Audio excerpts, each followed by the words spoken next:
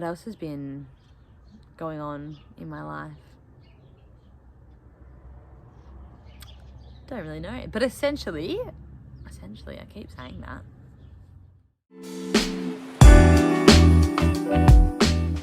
Well, good morning. Welcome, I suppose, back to my channel or just to my channel. I don't really know if you've been here before or not. But I'm assuming most of you will probably be from Instagram, so you'll have a bit of context about what's going on in my life and where I'm at. But if not, welcome. My name's Joey. I have just been and gotten a coffee this morning and also taught yoga, and then I've come back and I'm sitting outside, but it is bloody freezing, like so cold. And I don't know, like the lighting's good, but I'm sort of squinting, so I don't really know. But I thought I would film this, do a little bit of a life update and a bit of a coffee chat. I've had a lot going on lately, like a lot. I'm usually quite a flat out busy person, but it's been that and some. For anyone that does follow me on Instagram, you'd probably have a little bit of an understanding of what's going on, and you'd probably know my background about where I'm from, where I'm living and all that sort of jazz. But for anybody that maybe doesn't, I'm going to give a little bit of a background story and a little bit of context so that this life update doesn't seem really, really confusing. But essentially, I am originally from a rural town in Victoria, which is called Wodonga. Jamie and I both grew up there or around that area, and then 3 years ago we moved to Perth, and we've been living there ever since. We love Perth. I'm studying chiropractic at uni, but we haven't been able to see our family for about a year because of COVID. WA's restrictions are so ridiculously tight that it just makes it so hard to get home. And if you enter Victoria, you can essentially not really go back into WA. But we were going to Queensland for my mum's 50th and for Christmas. And we'd already planned to come back to Wodonga and see everyone. And then while we were here, the border plans have changed, and now we can get back to WA, but we have to isolate. But essentially none of our friends or family are going to be able to enter WA till who knows when, really. And we had our wedding booked for the 25th of March this year, and 80% of our guests are from Wodonga, which is Victoria and New South Wales. So I'll get to that update later, but obviously, you know, it's pretty obvious that not many people are going to be able to make that wedding, and it changes a lot of things for us, seeing as our family is so important.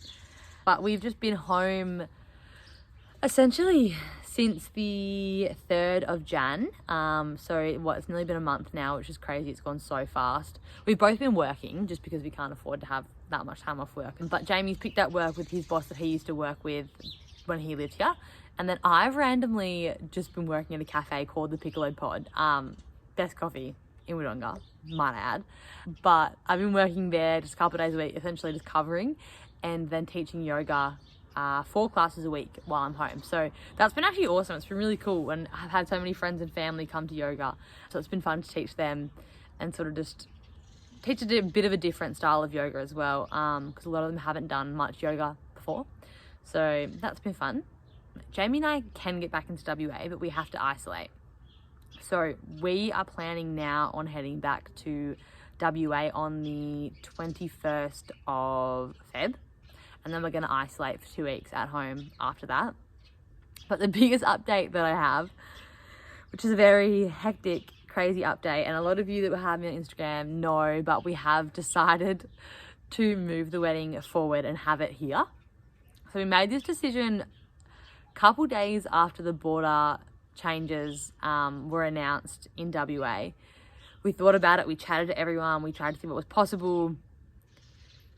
The wedding that we wanted in Perth required and requires Perth to be really open and free, and we have so many friends and family that we want to attend. We want them to be able to experience Perth and not have to isolate. So we made the decision to bring our wedding forward and have it here in Wodonga. But the only issue with that is I've been having to plan a wedding from scratch in 4 weeks. So I'm now 2.5 weeks out from the wedding, and it has been an absolute whirlwind. The first week was hectic. Like when we decided that this was something that we could possibly do, we obviously were like looking at vendors and celebrants and trying to get in contact with people and see what was possible. And then we hit a massive rock. That is not the same. A massive bump in the road. Basically, to get married, you have to submit a notice of intent to marry 4 weeks at minimum before the wedding. Now, when we decided that we were going to have the wedding here, it was just under 4 weeks. I think we'd missed it by like 3 days. And we were talking to celebrants, calling them, and they were like, look, like you can't really get married unless your celebrant back in WA has already submitted your NOIM or your notice of intent to marry. Then you need to like apply for a shortened one. And traditionally shortened applications for notices of intent to marry are only approved if there's death or illness or if someone's deployed overseas or something like that for work. So most of the celebrants we were talking to were like, yeah, good luck. Like you probably won't have much luck with getting that approved. One was like, maybe because of the circumstances you might be able to, but you have to go to the courthouse and basically plead your case. So we called the court and they were like, okay, we close in half an hour. And we had to go and get everything signed from our celebrant and take it over to the courthouse before they closed and try and plead our case with them for them to let us get married. So we somehow managed to pull it all off, got there on time, and then the lady at the courthouse, the registrar said that, look, she can't really approve it. We need to submit a full application, but they weren't going to be back in office until at the end of that week. And because of the shortened timeline, we couldn't really afford to wait to the end of the week because I needed to book other things and I couldn't really book other things and pay deposits if I didn't even know if we'd get married. And as much as we thought about doing like almost like a mock wedding where there was actually no legal aspect to it and then doing the legal aspect later, I just didn't love the idea of sitting back on my wedding day and not being husband and wife. Like I have this vivid image of Jamie and I sitting back, almost observing our wedding for a moment and just looking at each other and being like, oh my God, we're husband and wife, we have just got married. Like this is insane. Whereas if you don't have the legal side of that, and that's always going to be in the back of your mind that you're not husband and wife. I don't know, it's maybe silly, but it was just something that I was like, that just sort of sucks. Like maybe I'd rather postpone it if we can't actually get married. So then the registrar at Wodonga said that if we go to Wangaratta, then the registrar is there and she deals with this sort of thing a lot more often, and we might be able to basically have a chat with her and see if we can get her to approve it. So the next day we got all our stuff together, did our big application. I had to get proof of flights, I had to get proof of uni, like when that commenced, proof of Jamie's work. We also had to get our celebrant to write a letter saying that she would like she was, you know, willing and was available to conduct our ceremony on the date we'd chosen.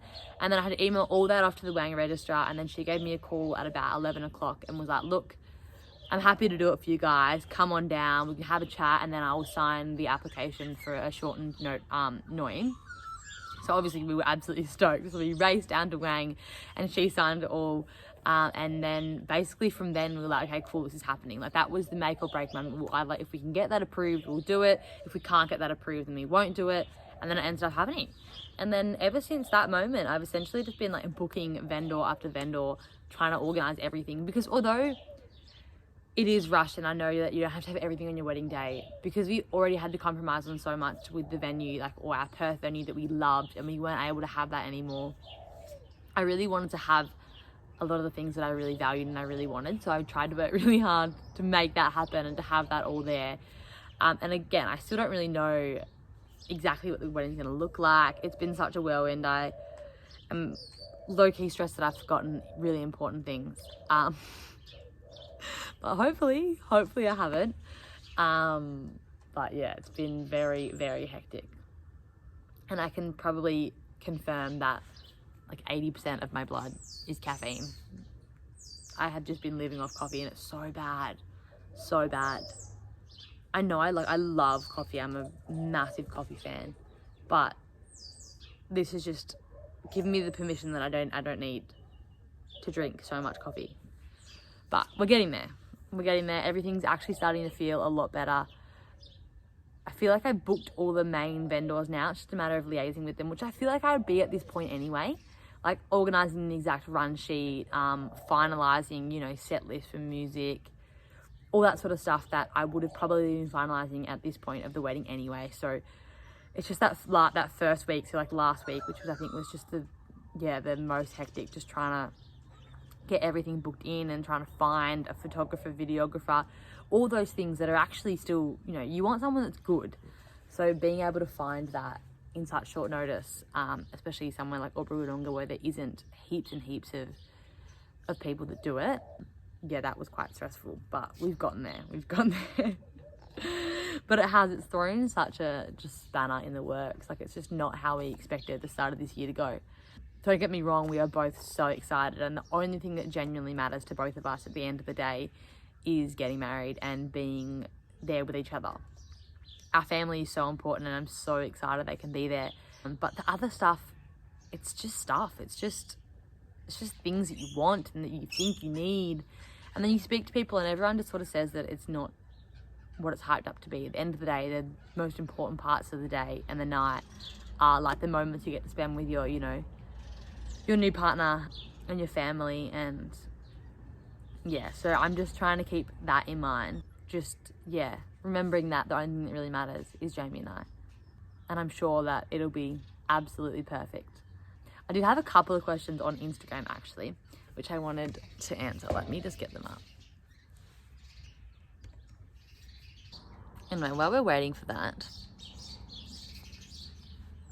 might as well also provide a little bit of an update on the 60 days or Give Me 60 Days challenge that I was doing. So for those of you that don't know, I was doing a Give Me 60 Days challenge. And then I was super excited, motivated. The plan was I was gonna like do that leading up to my actual wedding in March, or not my actual wedding, the wedding we had planned in March. Obviously that's basically been flipped on its head. I'm still trying to obviously do things that are healthy and that are gonna put me in the best mindset. Actually, that's probably not true. I'm drinking way too much coffee, so I'm not really doing that. But I am trying to move and eat well and do all that sort of stuff. But I'm gonna start the 60 days probably after I get out of ISO. Maybe in ISO, I don't know. It depends on like how or what I have available. But I currently do 12,000 steps in ISO. But anyway, that's basically not happening at the moment. So I'm gonna have to start again at some point because I really want to do it. So I reckon after the wedding and maybe after ISO, once I get back to Perth, then I'll hit that, start uni, just get back feeling good, try and reduce some of the stress out of my bloody system.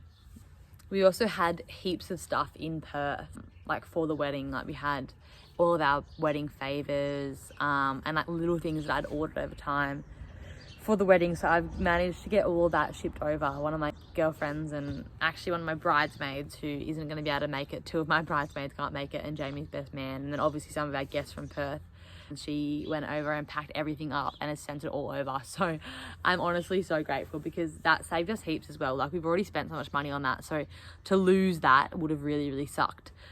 So I'm very, very glad and excited that's all coming over because it's just going to make my life easier. I don't have to stress about ordering it all again. And there was a couple of things I had to redirect to come to Perth. Other than that, everything's sort of falling into place. Like there's definitely been some big old hiccups, but we're getting there.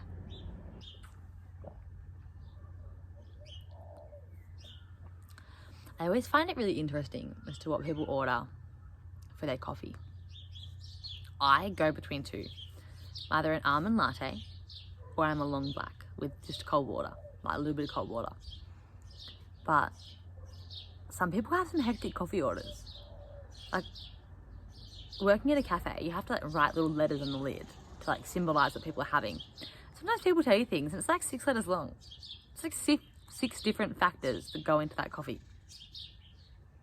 I get it, like I'm a massive coffee snob. Like I like good coffee, I like my coffee how I want it. But I feel like with so many factors, there's more room for error. And that makes me nervous because then I feel like there's so many more chances that someone's going to get it wrong. Like whether the person writes it wrong, whether the person who makes the coffee reads it wrong, Whether you say it wrong, I don't know. And then you end up spending $5 on a coffee that's not even how you want it. It just stresses me out. So I just make it simple. Like the simple stuff. Oh my God, this computer.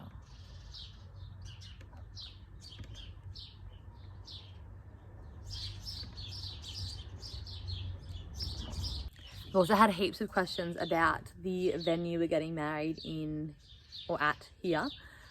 It is called Red Bank Events. So that's all confirmed and sorted, and they've been amazing to work with actually in helping us get everything organised. And then I've also had questions about my dress, but I am not answering any questions about my dress. One, because it's been a bit of a roller coaster, and two, I just don't want to give anything away. I feel like it should be a surprise. So you'll have to wait to see my dress and to find out about my dress. But yeah. One of the questions was basically to tell me everything about your wedding. But we are going to still have a celebration in Perth, probably on the date that the wedding was or the day after. Because a couple of the vendors are still happy to work with me in Perth to do something really nice and small, to celebrate with everyone over there and still celebrate the date we were intending to get married. But yeah, that's basically my massive whirlwind life update. I feel like I'm living a completely different life this month to what I was like 2 months ago. It's so weird, and like my plans have been changed, but I don't know, it's sort of almost worked out well. Like I'll go back to uni then and I'll be married and I'll be able to just focus solely on uni for the next year, and not really have to worry about planning a wedding. I don't know, like obviously like it's not that it's a relief, but it will be nice to sort of have that done, and I still think it's going to be so magical and beautiful, and I don't really feel like I'm missing out on anything. So yeah, I'm really, really excited, and I'm gradually starting to catch up on sleep, and I'm trying to reduce my caffeine intake. Can't say I'm succeeding yet, but maybe in ISO I'll just go cold turkey. Maybe not. Maybe I'll just reduce. I don't know. I really don't know. But thank you for listening. I will try and keep you updated along the journey. No doubt my wedding video will probably be posted on here, so you'll see that when it's ready. But otherwise my Instagram is probably the best place for updates. Yeah, it's a hectic time. I don't know many other people that have bloody planned a wedding in 4 weeks, but we'll make it work, and I've got a bloody unreal support team around me helping me. And yeah, Jamie's been great, so I'm just excited now. I'm just excited. I, saw our run sheet for like our makeup and when the photographer's coming, and I was like, oh my God, this is happening. It's like 2.5 weeks and I'll be bloody Mrs. Paul. It's insane. I'm so excited. Talk soon.